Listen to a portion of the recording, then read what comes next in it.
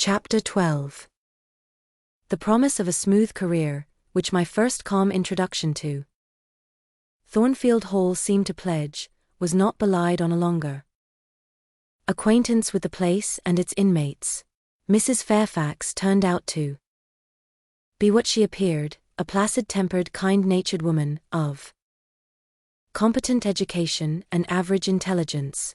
My pupil was a lively child who had been spoilt and indulged, and therefore was sometimes wayward, but as she was committed entirely to my care, and no injudicious interference from any quarter ever thwarted my plans for her improvement, she soon forgot her little freaks, and became obedient and teachable.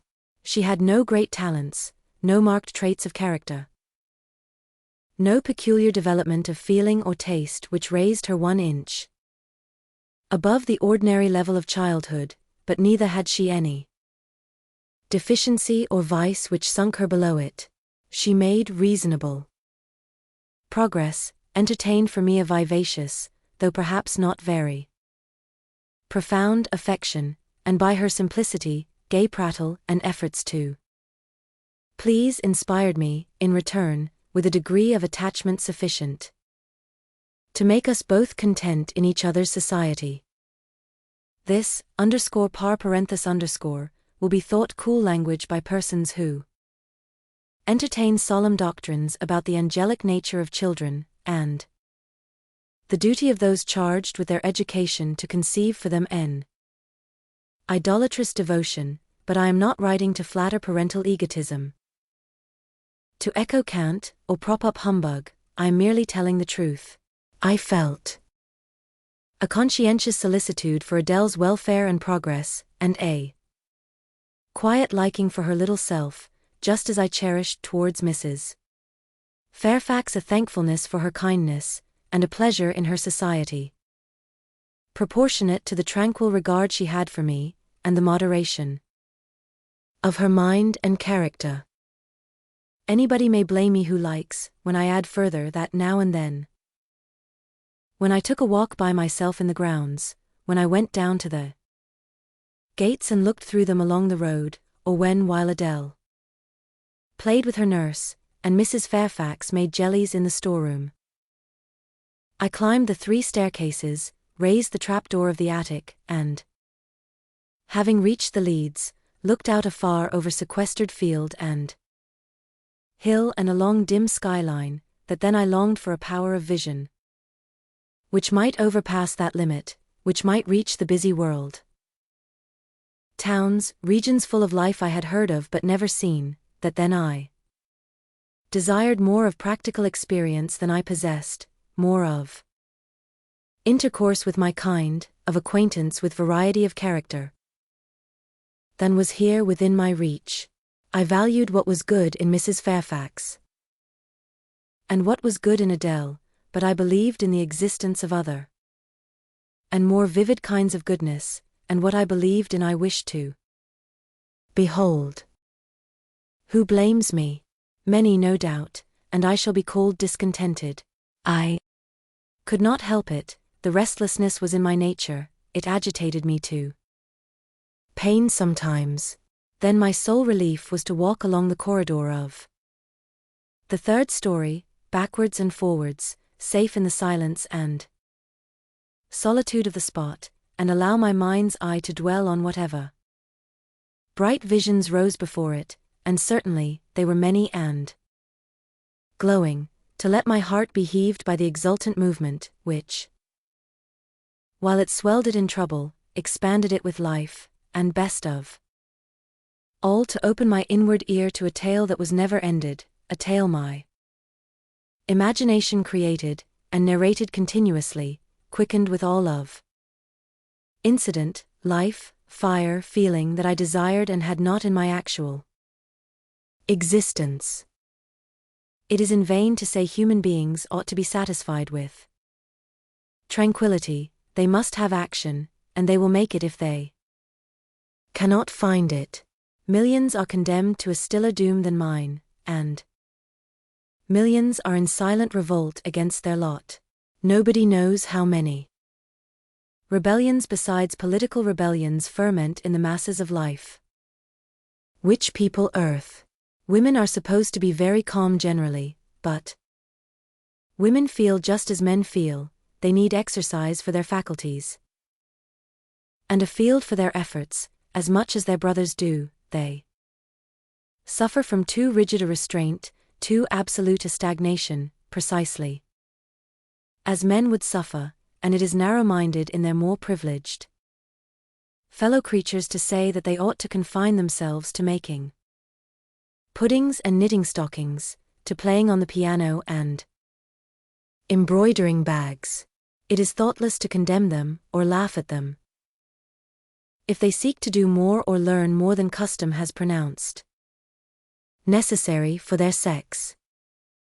When thus alone, I not unfrequently heard Grace Poole's laugh, the same peal, the same low, slow ha, which, when first heard, had thrilled me. I heard too her eccentric murmurs, stranger than her laugh. There were days when she was quite silent, but there were others when I could not account for the sounds she made. Sometimes I saw her, she would come out of her room with a basin, or a plate, or a tray in her hand, go down to the kitchen and shortly return, generally, oh romantic reader, forgive me for telling the plain truth, bearing a pot of porter. Her appearance always acted as a damper to the curiosity raised by her oral oddities, hard-featured and staid. She had no point to which interest could attach. I made some attempts to draw her into conversation, but she seemed a person of few words, a monosyllabic reply usually cut short every effort of that sort. The other members of the household, viz., John and his wife, Leah the housemaid and Sophie the French nurse, were decent people, but in no respect remarkable. With Sophie I used to talk French, and sometimes I asked her questions about her native country, but she was not of a descriptive or narrative turn, and generally gave such vapid and confused answers as were calculated rather to check than encourage inquiry. October, November, December passed away. One afternoon in January Mrs. Fairfax had begged a holiday for Adele, because she had a cold, and as Adele seconded the request with an ardor that reminded me how precious occasional holidays had been to me in my own childhood, I accorded it, deeming that I did well in showing pliability on the point. It was a fine calm day, though very cold. I was tired of sitting still in the library through a whole long morning. Mrs. Fairfax had just written a letter which was waiting to be posted, so I put on my bonnet and cloak and volunteered to carry it to Hay. The distance, 2 miles, would be a pleasant winter afternoon walk. Having seen Adele comfortably seated in her little chair by Mrs. Fairfax's parlor fireside, and given her best wax doll, which I usually kept enveloped in silver paper in a drawer to play with, and a storybook for change of amusement, and having replied to her, Revenez bientôt, ma bonne amie, ma chère Jeanette, with a kiss, I set out. The ground was hard, the air was still, my road was lonely. I walked fast till I got warm, and then I walked slowly to enjoy and analyze the species of pleasure brooding for me in the hour and situation. It was 3 o'clock, the church bell tolled as I passed under the belfry. The charm of the hour lay in its approaching dimness, in the low gliding and pale beaming sun. I was a mile from Thornfield, in a lane noted for wild roses in summer, for nuts and blackberries in autumn, and even now possessing a few coral treasures in hips and haws, but whose best winter delight lay in its utter solitude and leafless repose.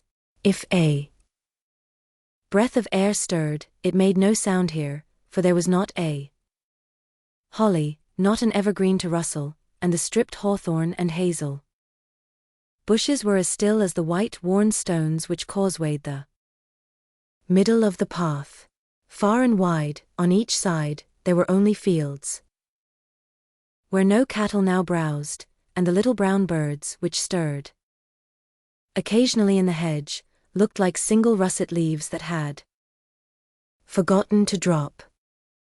This lane inclined uphill all the way to Hay. Having reached the middle, I sat down on a stile which led thence into a field, gathering my mantle about me, and sheltering my hands in my muff. I did not feel the cold, though it froze keenly, as was attested by a sheet of ice covering the causeway, where a little brooklet, now congealed, had overflowed after a rapid thaw some days since.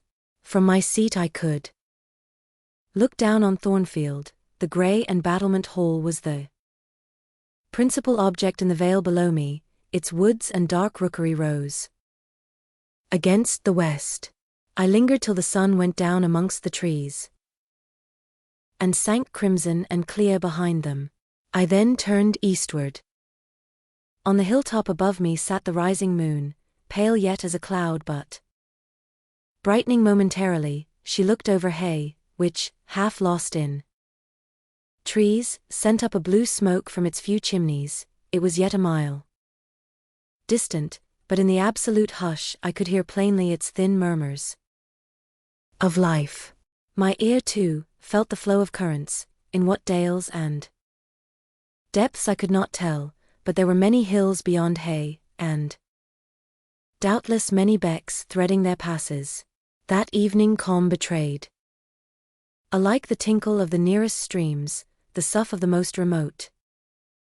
A rude noise broke on these fine ripplings and whisperings, at once so far away and so clear, a positive tramp, tramp, a metallic clatter, which effaced the soft wave wanderings, as in a picture, the solid mass of a crag, or the rough boles of a great oak, drawn in dark and strong on the foreground, effaced the aerial distance of azure hill, sunny horizon, and blended clouds where tint melts into tint. The din was on the causeway, a horse was coming, the windings of the lane yet hid it, but it approached. I was just leaving the stile, yet, as the path was narrow, I sat still to let it go by. In those days I was young, and all sorts of fancies bright and dark tenanted my mind.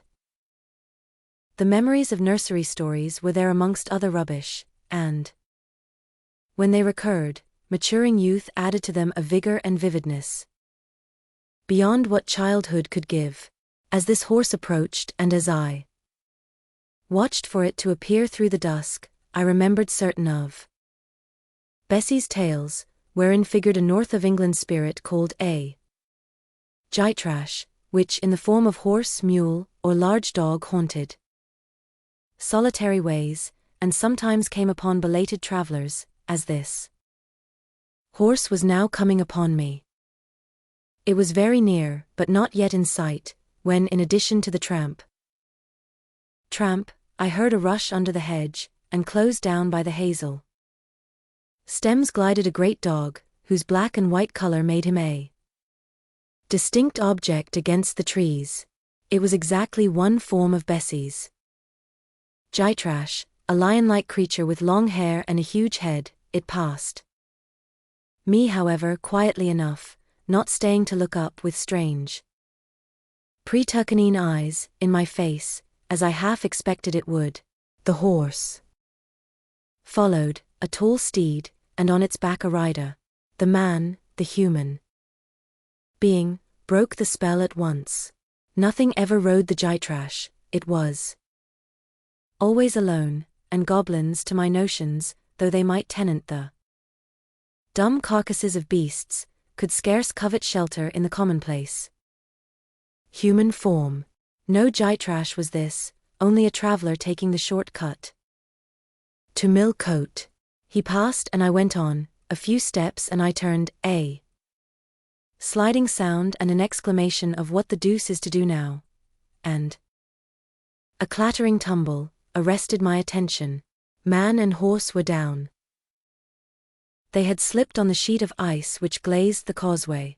The dog came bounding back, and seeing his master in a predicament, and hearing the horse groan, barked till the evening hills echoed the sound which was deep in proportion to his magnitude.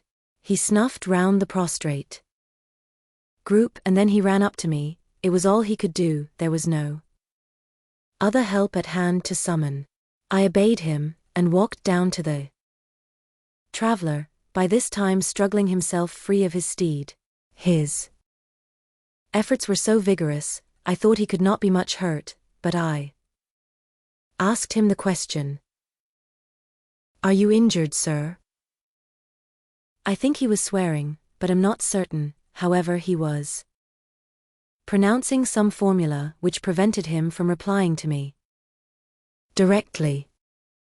"Can I do anything?" I asked again.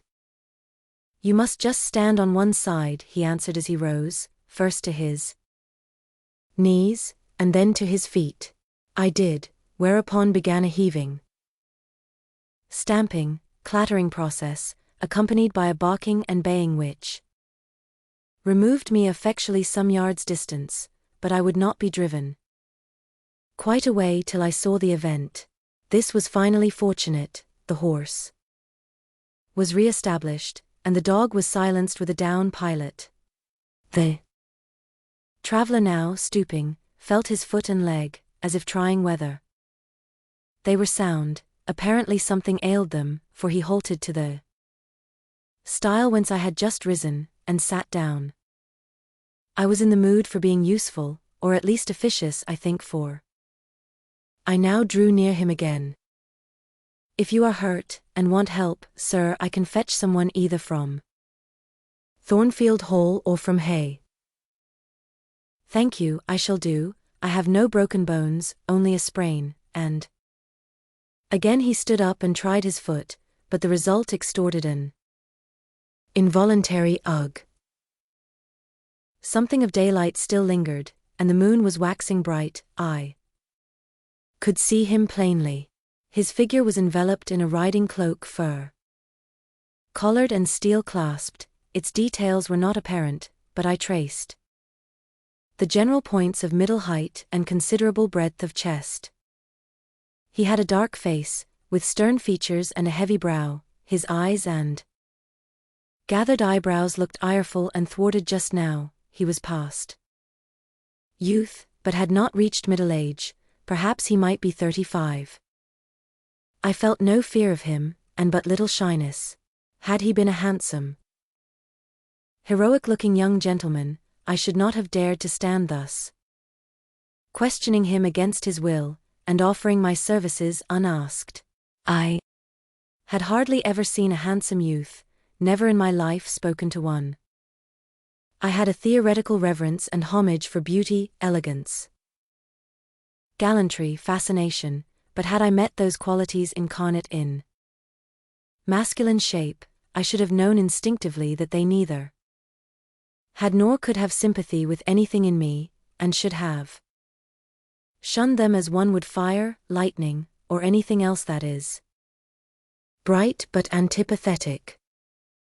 If even this stranger had smiled and been good-humored to me when I addressed him, if he had put off my offer of assistance gaily and with thanks, I should have gone on my way and not felt any vocation to renew inquiries, but the frown, the roughness of the traveller, set me at my ease. I retained my station when he waved to me to go, and announced, "I cannot think of leaving you, sir, at so late an hour in this solitary lane, till I see you are fit to mount your horse." He looked at me when I said this. He had hardly turned his eyes in my direction before. "I should think you ought to be at home yourself," said he, "if you have a home in this neighborhood. Where do you come from?" "From just below, and I am not at all afraid of being out late when it is moonlight. I will run over to Hay for you with pleasure, if you wish it. Indeed, I am going there to post a letter." "You live just below, do you mean at that house with the battlements?" pointing to Thornfield Hall, on which the moon cast a hoary gleam, bringing it out distinct and pale from the woods that, by contrast with the western sky, now seemed one mass of shadow. "Yes, sir." "Whose house is it?" "Mr. Rochester's." "Do you know Mr. Rochester?" "No, I have never seen him." "He is not resident, then?"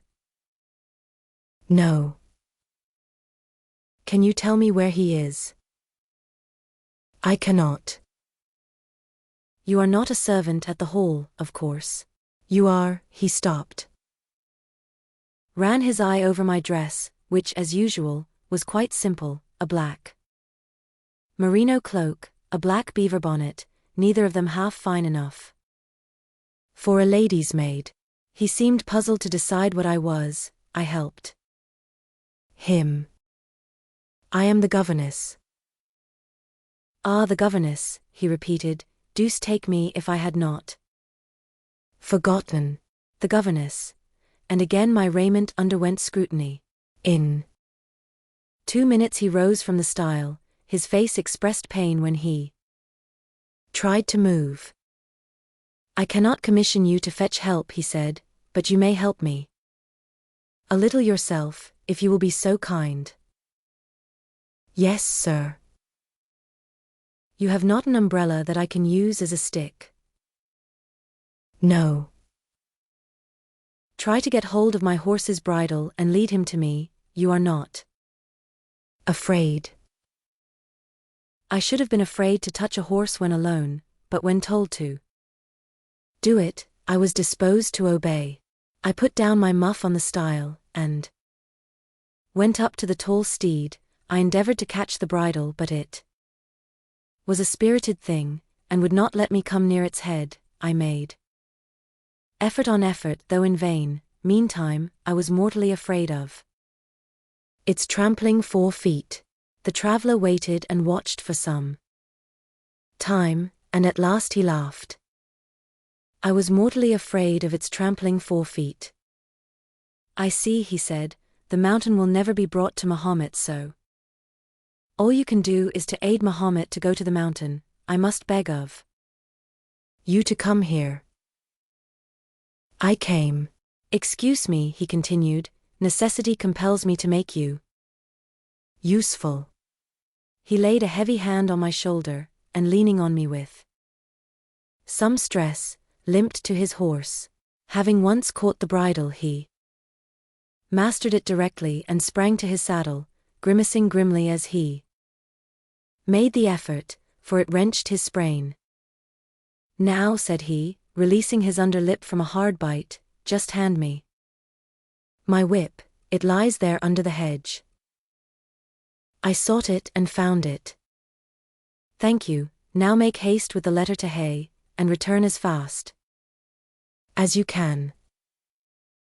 A touch of a spurred heel made his horse first start and rear, and then bound away. The dog rushed in his traces. All 3 vanished like heath that, in the wilderness, the wild wind whirls away. I took up my muff and walked on. The incident had occurred and was gone. For me, it was an incident of no moment, no romance, no interest in a sense, yet it marked with change one single hour of a monotonous life. My help had been needed and claimed. I had given it. I was pleased to have done something, trivial, transitory though the deed was, it was yet an active thing, and I was weary of an existence all passive. The new face, too, was like a new picture introduced to the gallery of memory, and it was dissimilar to all the others hanging there, firstly, because it was masculine, and secondly because it was dark, strong, and stern. I had it still before me when I entered Hay, and slipped the letter into the post office. I saw it as I walked fast downhill all the way home. When I came to the stile, I stopped a minute, looked round and listened, with an idea that a horse's hoofs might ring on the causeway again, and that a rider in a cloak, and a gytrash-like Newfoundland dog, might be again apparent. I saw only the hedge and a pollard willow before me, rising up still and straight to meet the moonbeams. I heard only the faintest waft of wind roaming fitful among the trees round Thornfield, a mile distant, and when I glanced down in the direction of the murmur, my eye, traversing the whole front, caught a light kindling in a window. It reminded me that I was late, and I hurried on.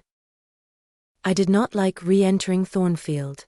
To pass its threshold was to return to stagnation, to cross the silent hall, to ascend the darksome staircase, to seek my own lonely little room, and then to meet tranquil Mrs. Fairfax, and spend the long winter evening with her, and her only was to quell wholly the faint excitement wakened by my walk, to slip again over my faculties the viewless fetters of an uniform and to still existence, of an existence whose very privileges of security and ease I was becoming incapable of appreciating. What good it would have done me at that time to have been tossed in the storms of an uncertain, struggling life, and to have been taught by rough and bitter experience to long for the calm amidst which I now repined. Yes, just as much good as it would do a man tired of sitting still in a too-easy chair to take a long walk, and just as natural was the wish to stir under my circumstances, as it would be under his. I lingered at the gates, I lingered on the lawn, I paced backwards and forwards on the pavement. The shutters of the glass door were closed. I could not see into the interior, and both my eyes and spirit seemed drawn from the gloomy house, from the grey hollow filled with rayless cells as it appeared to me, to that sky expanded before me, a blue sea, absolved from taint of cloud, the moon ascending it in solemn march, her orb seeming to look up as she left the hilltops, from behind which she had come far and farther below her, and aspired to the zenith.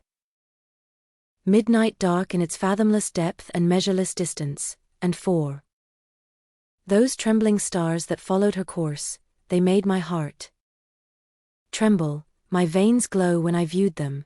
Little things recall us to earth. The clock struck in the hall, that sufficed. I turned from moon and stars, opened a side door, and went in. The hall was not dark, nor yet was it lit, only by the high-hung bronze lamp. A warm glow suffused both it and the lower steps of the oak staircase. This ruddy shine issued from the great dining-room whose two-leaved door stood open, and showed a genial fire in the grate, glancing on marble hearth and brass fire-irons, and revealing purple draperies and polished furniture, in the most pleasant radiance. It revealed, too, a group near the mantelpiece. I had scarcely caught it, and scarcely become aware of a cheerful mingling of voices, amongst which I seemed to distinguish the tones of Adele, when the door closed. I hastened to Mrs. Fairfax's room. There was a fire there too, but no candle, and no Mrs. Fairfax. Instead, all alone, sitting upright on the rug, and gazing with gravity at the blaze, I beheld a great black and white long-haired dog, just like the gytrash of the lane. It was so like it that I went forward and said, "Pilot," and the thing got up and came to me and snuffed me. I caressed him, and he wagged his great tail, but he looked an eerie creature to be alone with, and I could not tell whence he had come. I rang the bell, for I wanted a candle, and I wanted, too, to get an account of this visitant. Leah entered. "What dog is this?" "He came with master." "With whom?" "With master, Mr. Rochester. He is just arrived." "Indeed. And is Mrs. Fairfax with him?" "Yes, and Miss Adele. They are in the dining-room, and John is gone for a surgeon, for master has had an accident, his horse fell and his ankle is sprained. Did the horse fall in Hay Lane? Yes, coming downhill, it slipped on some ice. Ah. Bring me a candle, will you, Leah?